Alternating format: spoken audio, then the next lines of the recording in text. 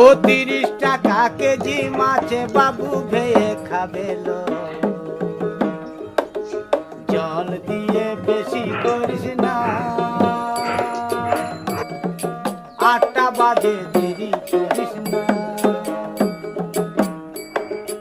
8টা বাজে দেরি করিস না। ও 30 টাকা কেজি মাছে বাবু ভেয়ে খাবেলো।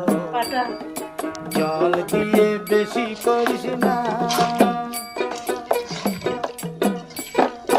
8টা বাজে দেরি করিস না।